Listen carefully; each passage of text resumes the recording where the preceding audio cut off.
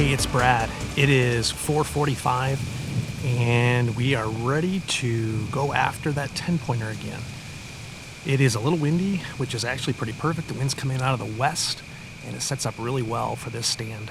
I am on the edge of a cornfield, and just last night, as you just saw, a 3-year-old 10-pointer that has a lot of promise, but not on my target list this year, came out about an hour from now. And I actually was out last night, but I got out so late that I didn't have a chance to do an interview, and I did see something, and we'll get to that in just a minute. But before we get into the hunt tonight, I had a couple things that I wanted to discuss. And the first thing is, what do you think about raking your path going to your tree stand? It is something that I've done for quite a while now, and I think it has a lot to do with a couple things. Number one, how many paths are you actually raking? It could be impossible. This is not about like raking your lawn. But for me, I have a couple different places that are helpful to rake up the leaves so that my approach to the stand doesn't disturb the deer. It just reduces the chance. And I only do it once a year. So it depends on what kind of trees you have as well.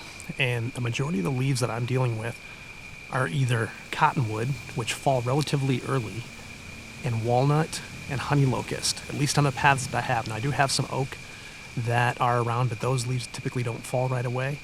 And so for the most part, the leaves are falling pretty early in the season, so I can usually hit it once and then I'm done. So I don't want to bring a rake with me every time I come to the tree stand, but I tend to do it one time and that's it. And I realize a storm could come, blow leaves, and it is what it is. But the deer actually hear other animals, including other deer, walking on leaves, so it's not that abnormal. But again, we're trying to reduce the opportunity for the deer to pick you off as you're moving to and from your stand. Now, the second thing I wanted to talk about is whether you should take a doe later in October. So again, today is the 20th of October, and I prefer to take a doe as early as I can. And unfortunately, because of the weather and the wind direction, I just haven't had a lot of chances to do that. And my best chance was early in the season, and I had that issue with the spook deer that were coming into the food plot, and that one doe was way too alert and just didn't give me a shot when I had an opportunity to pull back my bow. It is what it is. Now last night, while that buck was showing up right here, I had a nice sized doe that came in literally right underneath me, and I thought for a second about taking her and actually picked up my bow. But then I remembered, if I actually shoot her here and she runs back into the woods, I'm concerned that it's going to have an impact on my ability to keep this as disturb-free as possible when the rut kicks in. Now we're probably a good 10 days to 14 days away from that really happening, but it was 9 days from now, actually 7 days, a week from today, when I saw that big buck that I nicknamed Stickers, that I was trying to sneak out of the stand, and I ended up breaking my arm because the bank gave way coming back down to the creek where I was using the travel. And so they can start moving, especially if there's a cold front that comes in. So I decided not to take that doe, and if one shows up tonight, I probably won't either.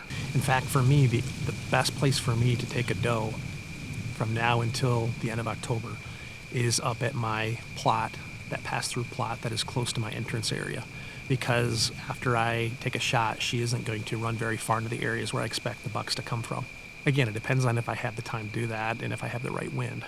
But it may be different for you. You may have other options, but if you are in an area where you anticipate that where you shoot that doe, whether it's just where she runs to or the fact that you are having to take care of her and get her out of there and it's going to disturb the area, that could have an impact. And secondarily, if you take that doe out of the herd, is that doe going to be around when the bucks are searching? So that's another thing you need to think about. If you have plenty of does, then it's not a big deal.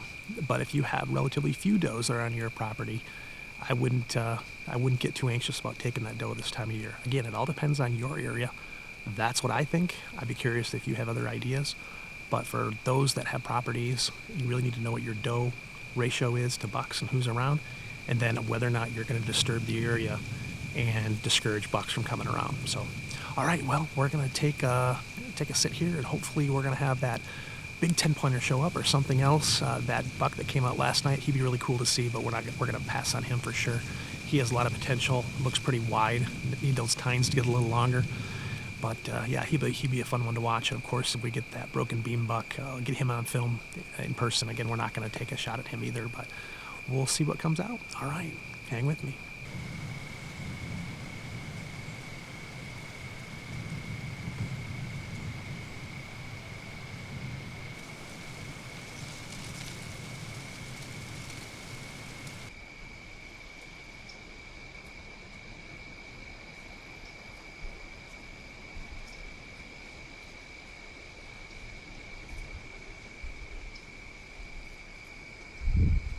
Well, we had that little 4-pointer come in. I hope I got it on my hat cam. I couldn't get my camera on in time, but that buck yesterday came in about 5:45, which is about 15 minutes from now. So, loving this wind. It's staying sustained. Possible chance of rain, but feels good. Let's see.